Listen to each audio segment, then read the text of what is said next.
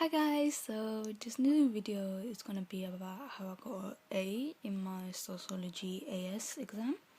I was completely stoked, in fact, that I got an A because I never thought I would. Literally in all the mock exams and everything I did, I used to get like D's and E's, and I was so upset that I would get that grade because I never thought I would get something so low ever. And I didn't know if it was because I never done sociology as a GCSE in secondary, and therefore my other classmate had a head up start, or it was just because I was just plain lazy and didn't revise much.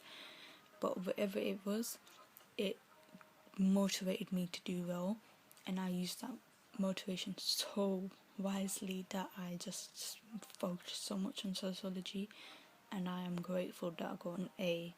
I had 116 out of 120, 96 UMS mark percentage, I think. I'm not sure, wait, I need to check again.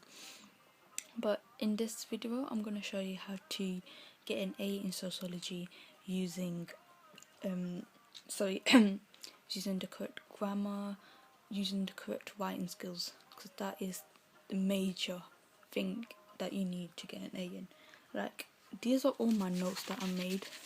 This is just for family role. I could go in more, then have some more education ones down here. Obviously, as you can see, they are quite detailed and really colourful. I just find highlighting really helps me because it actually stays into my mind. And yes, notes are not the only thing that you need. Like, I even have all the keywords here and everything. Like, there's quite a lot you need to learn for sociology. There's quite a lot of content.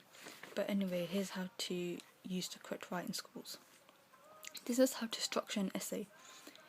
Firstly, you have to read the question carefully. We always hear this, and people always just, to be honest, whenever you see a question, people normally just look at the keywords and be like, okay, that's what I need to talk about. No, you have to read it carefully. Even read it a couple of times, I would suggest. It doesn't matter. It's better to get the question right the first time than just to write anything and then reread the question. You're like, oh my god, what did I write? So it's just best to do that. Then you have to underline keywords. That really helps. And then perhaps if you have some things in your mind, just write them down, jot them down quickly, so then you can come back to those points later. In your introduction, you need to define the keywords. For example, if there's a question about public documents, you say that public documents are documents that are readily available for members of the public to access. You have to define keywords because you get marks for it and because it shows your further knowledge. And then you need to add a starter sentence that simply says something interesting about the topic of the essay. Now the main body, now your task is to simply go back to the aim. What's the question asking you to do? Each paragraph, make sure you go back and refer to the question at the end of your sentences. Sorry. And there's not really no fixed structure.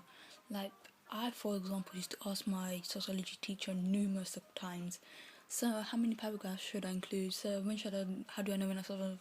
It's not when you know when you stop. You need to explain everything because there's so much you can talk about in sociology. You need to write it all out, but you should never forget your English, your writing skills. Those are a major part.